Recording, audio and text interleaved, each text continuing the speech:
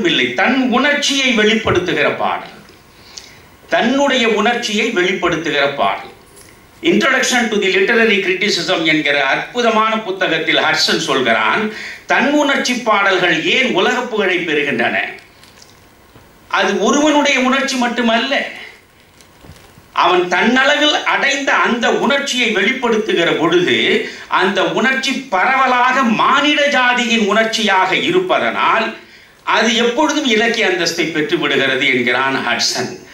அதே போன்றுதான் கண்ணதாசன் எழுதி வைத்த தன் உணர்ச்சி பாடல்களை நீங்கள் படிக்கிற பொழுது அவற்றுள் முழுக்க முழுக்க உங்கள் முகத்தை தான் நீங்கள் பார்க்க முடியும். இப்பொழுது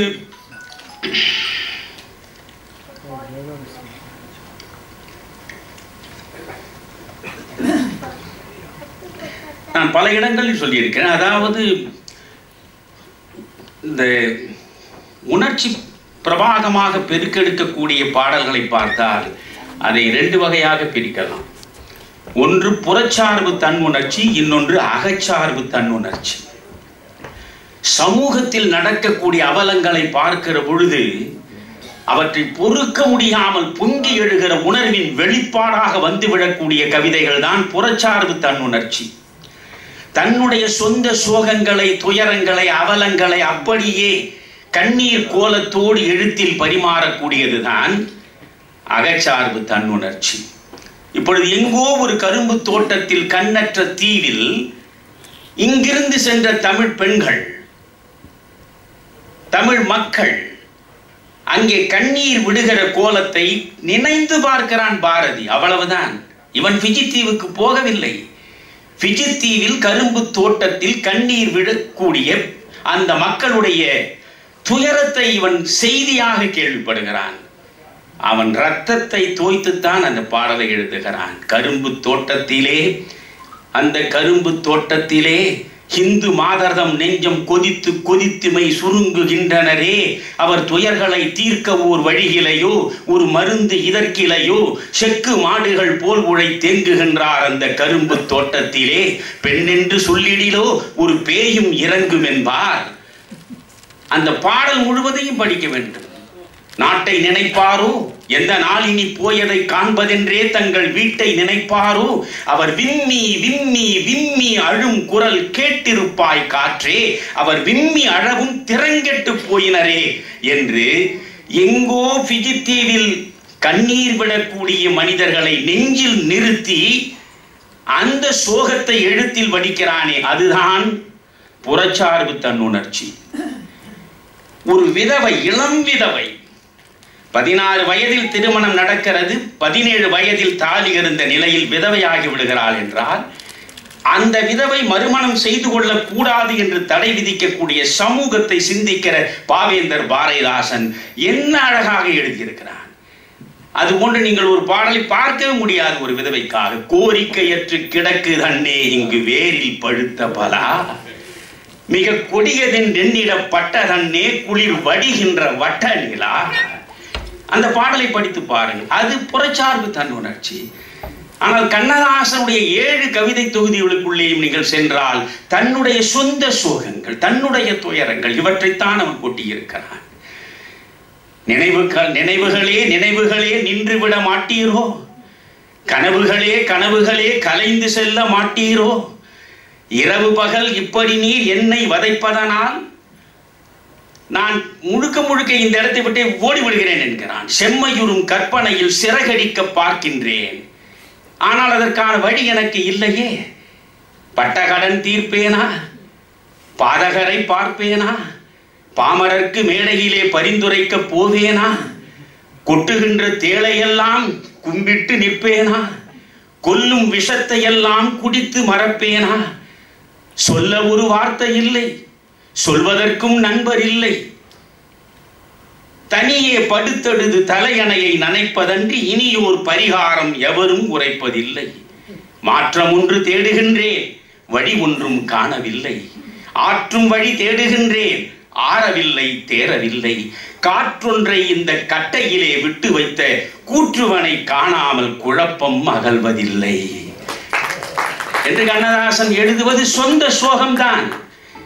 ஆனால் சோக பள்ளத்திலேயே விழுந்து கிடக்கக்கூடிய எத்தனை மனிதர்களுடைய அந்த முகத்தை அதில் நாம் பார்க்க முடிகிறது. அதுதான் தன்னுணர்ச்சி பாடலினுடைய அற்புதம். நான் பல இடங்களில் சொன்னதான் உங்களுக்கும் சொல்கிறேன். ஒரு 4 ஆண்டுகளுக்கு முன்பு என்று நினைக்கிறேன், நகரத்தார் அனைவரும் ஒன்றாக கூடி ஆண்டுக்கு ஒரு முறை இதே கண்ணதாசன் பிறந்த நாளில் அடையாறில் இருக்கக்கூடிய அந்த போட் கிளப்பை ஒட்டிய கட்டிடத்தில் ஒரு பெருங்கூட்டத்தை கூட்டுவார்கள். ஏறக்குறைய நகரத்தார் முழுவதும் அங்கே வருவார்கள். அந்த கூட்டம் ஆண்டுக்கு ஒரு முறை நடக்கும். ஒரு முறை நானும் பஞ்சு அருணாச்சலம், இப்பொழுது அவர் இல்லை,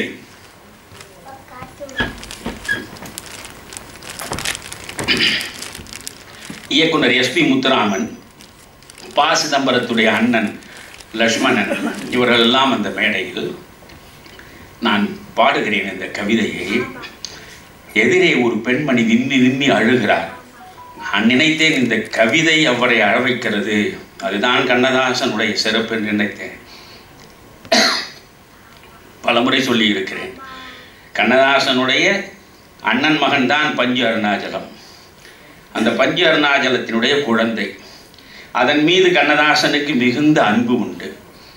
ஒரு முறை பஞ்சு அருணாச்சலம் வீட்டிற்கு போகிறார். குழந்தை தொட்டிலில் படுத்து உறங்குகிறது. உடனே தாத்தா வந்து விட்டார் என்று எழுப்ப போகிற பொழுது அவர் சொல்கிறார், வேண்டாம், தூங்குகிற குழந்தையை எழுப்பக்கூடாது, நான் இன்னொரு முறை வந்து பார்க்கிறேன் சொல்லிவிட்டு வந்து விடுகிறார்.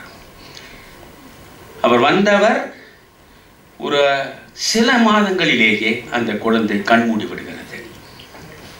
முதலில் தூங்குகிற பொழுது குமுதத்தில் அவர் எழுதுகிறார், தூக்கத்தை பார்த்து விட்டு எழுப்ப வேண்டாம் என்று சொல்லி வந்தார் அல்லவா, அப்பொழுது எழுதுகிறார், அவனை எழுப்பாதீர், அப்படியே தூங்கட்டும், ஆழ்ந்த துயிலினிலே அமைதியினை காணட்டும், இந்த வயதினிலே இப்பொழுது தூங்குவதே சுகமான தூக்கம், அவன் சுகமாக தூங்கட்டும்.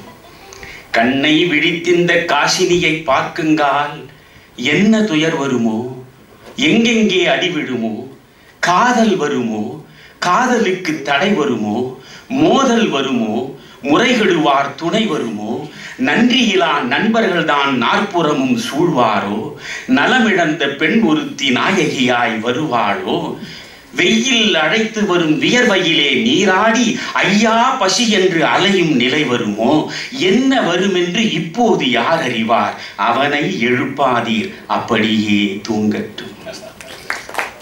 சரி, செல்வ செழிப்பிலே இருந்தால் கோடிக்கு அதிபன் என குறையாது வந்தாலும், நாட்டு தலைவன் என நல்வாழ்வு பெற்றாலும், அவன் பாட்டுக்கும் கூட மரியாதை கிடைத்தாலும், பஞ்சனைகள் இருந்தாலும், பால் பழங்கள் உண்டாலும், சொத்துள்ள காரணத்தால் தூக்கம் பிடிக்காது, அவனை எழுப்பாதீர், அப்படியே தூங்கட்டும். பூ போல தூங்குகிறான், பூ போல தூங்குகிறான், பூமியிலே யாவரையும் பார்க்காமல் தூங்குகிறான், தெய்வத்தின் காதினிலே ரகசியங்கள் பேசுகிறான், லாலீலா பாடுகிறான், வெள்ளை மலர் முகத்தை, வெள்ளி நிலா பெட்டகத்தை, பிள்ளை கனியமுதை பேதையீர் எழுப்பாதீர். எந்த நெடுஞ்சாலையிலோ எந்த பூஞ்சோலையிலோ தம்பி நடந்த பின்பு தனிமை கிடைக்காது.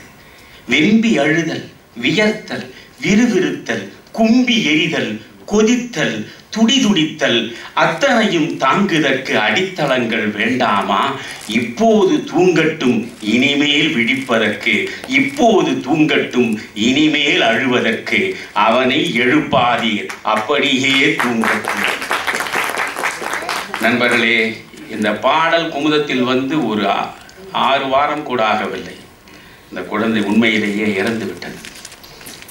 அதற்கு பிறகு அவன் எழுதிய கவிதை, அதுதான் தன்னுணர்ச்சி பாடலின் உச்சம். எழுதுகிறான், வார்த்தைகளை பார்க்க வேண்டும்.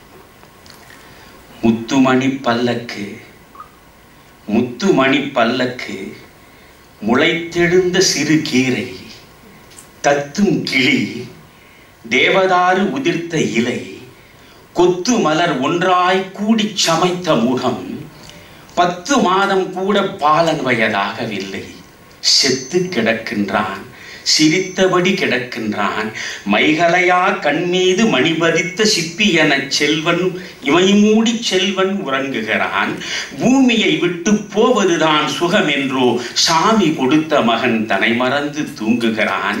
அவனை எழுப்பாதீர் அப்படியே தூங்கட்டும் என்றே நான் எழுதியதன் ஈரம் உலரவில்லை.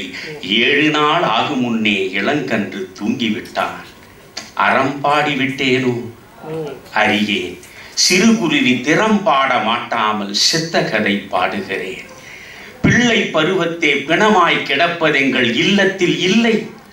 இதுவரையில் நிகழ்ந்ததில்லை. தாத்தா என்றே என்னை தழுவ பிறந்த மகன் பூத்தார் போல் பூத்து பொழுதில் உதிர்ந்து விட்டான்.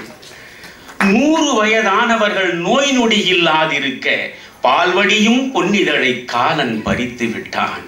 கூற்றுவனுக்கென்ன குணக்கேடோ யான் அறியேன். மக்கள் தொகையும் வருங்கால சூழ்நிலையும் தக்க இடம் நமக்கு தாராதோ என்றஞ்சி சிக்கென்று கைச்சிறையில் சிரிக்கு இளம் பூந்தோட்டம் பக்கென்று வானில் பறந்து ஓடி விட்டதம்மா. பிஞ்சு மகன் போனான், பெரியவர்கள் வாழுகிறோம். மிஞ்சுவது யாதோ, விளைவதுதான் எவ்விதியோ. சஞ்சலமே அந்த தனி கருணை கண்ணனிடம் நாமும் பரப்பவர்தான் நாளையோ மறுதினமோ. இதுதான் அவன் எழுதி. இன்றைக்கு இவனும் பறந்து விட்டான். எதிரே அந்த பெண்மணி விம்மி விம்மி அழுது கொண்டிருந்தார். இந்த கவிதையை நான் சொல்லுகிற பொழுது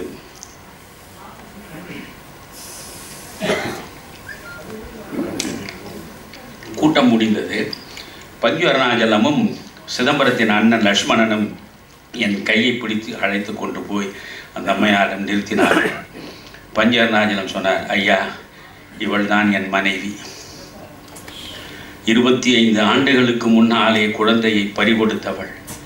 அந்த குழந்தைக்காக எழுதியதுதான் கண்ணதாசனுடைய இந்த 2 கவிதையும். இப்பொழுது நீங்கள் தழும்பாய் கிடந்த அவளுடைய காயத்தை நீங்கள் கீறி விட்டு விட்டீர்கள். அதனால் தாழ முடியாமல் அவள் அழுகிறாள் என்று.